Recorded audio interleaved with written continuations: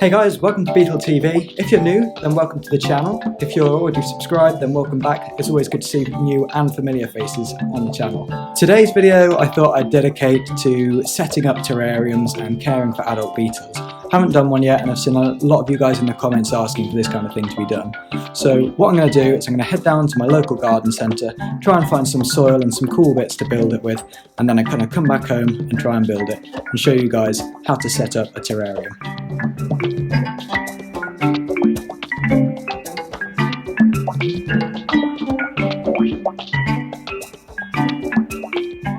Hey guys, so something like this is ideal.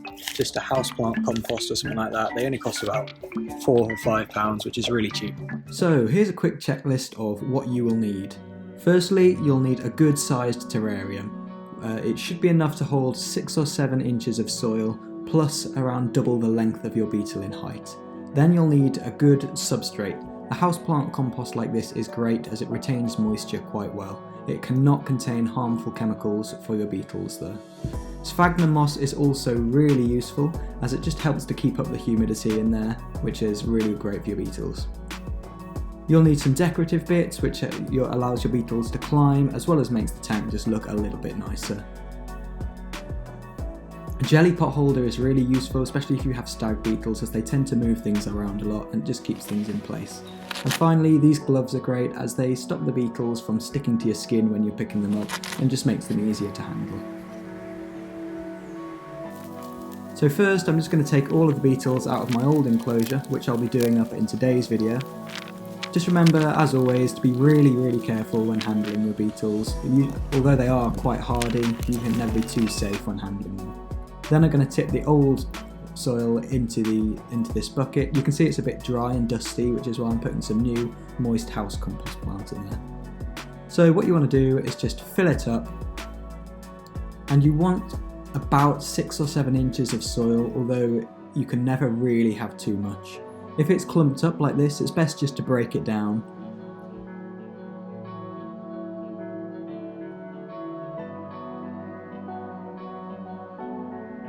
Once you've done that, you want to pat it down, and then hopefully you'll have 6 or 7 inches patted down, and then once the beetles tend to unearth and dig it up, you'll know that you've got enough substrate in there.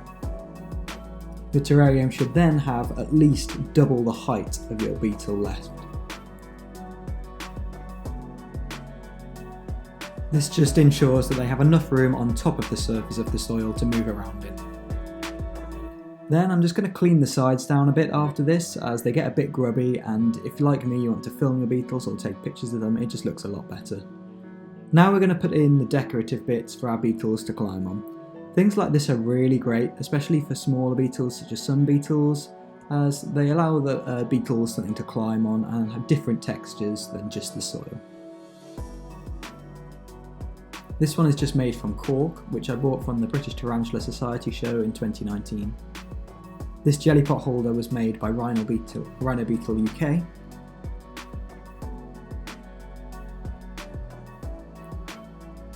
So I'm just going to begin by placing things in the terrarium. It's a good idea, especially if you're keeping stag beetles, to sort of root it in the soil a little bit, as they do tend to move around a lot and unearth things. For stag beetles, I would not recommend using live plants, as they do tend to unearth things and trample things. For rhino beetles and flower beetles, it may be okay. Then I'm just going to put the sphagnum moss in there. This just keeps up the humidity, as well as adding a few different colours to the palette.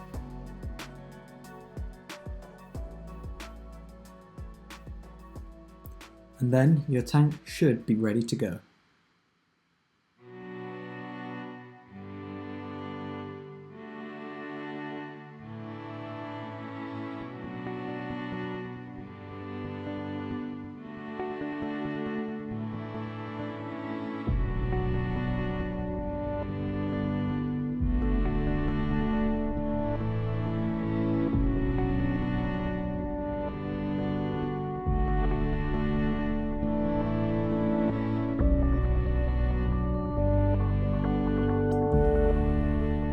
So guys, there we are. That's how I set up my beetle terrarium. You can play around with it and add all different kinds of decorations and different sized tanks. I wouldn't usually keep stag beetles in with other beetles. This is just a temporary thing, as stag beetles can tend to be aggressive, although as you can see, Gunther seems to get along quite well with everyone. The upkeep of your terrarium is really simple. I just keep a mist spray bottle, which I spray in there maybe 3 or 4 times a week just to keep up the humidity. Doing it every day would really not be too much harm either. And then I just change the substrate perhaps every 4 or 5 months. The reason I use houseplant compost is because it stays moist for so long, so you don't have to change it as often.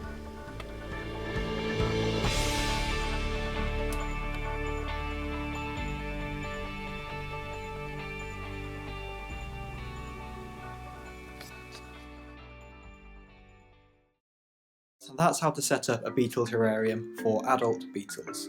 Just remember, all you need is a good soil or compost that retains the moisture and will keep up the humidity. Maybe some sphagnum moss to keep up the humidity in there as well. A good terrarium always helps. I tend to like the ones that are taller than wider, because they mean that your beetles have more room to climb up and you can get more soil in there as well, so they have more room to burrow in. Jelly pot holders are really useful because, especially with stag beetles who are a bit dopey and also a bit aggressive, they tend to move things around a lot. So if you have a holder, then it tends to keep things in place a bit more and doesn't run the risk of your tank getting completely destroyed. As I said, live plants are not a good idea with stag beetles as they tend to trample and ruin everything. I think with rhino beetles and flower beetles you should be okay. I'm currently working on a terrarium for my Dynastes Hercules larva when they eventually pupate, which I'll show you. It's got some live plants in it and it's looking really nice. Thanks as always for watching. If you are new, then feel free to hit the like and subscribe buttons. We'd love to see new people on the channel all the time. If you are returning, then thanks for watching as always and for your continued support. Don't forget, we are on Instagram at Beetle TV. We're also on Facebook. It's really great to see you guys elsewhere, and keep up with the channel when the videos aren't being posted. Anything you want to see, just drop it in the comments below and I will try my best to work on a video towards it. I've got a couple of things lined up, such as a more detailed guide into looking after adult beetles, as well as a couple of species guides. So I'm working on one for the Dorcas antaeus, for the Pacnoda marginata, and hopefully I'll be doing a rhino beetle one when my Dynastes Hercules pupate. So thanks again from Beetle TV guys, and we look forward to seeing you next time.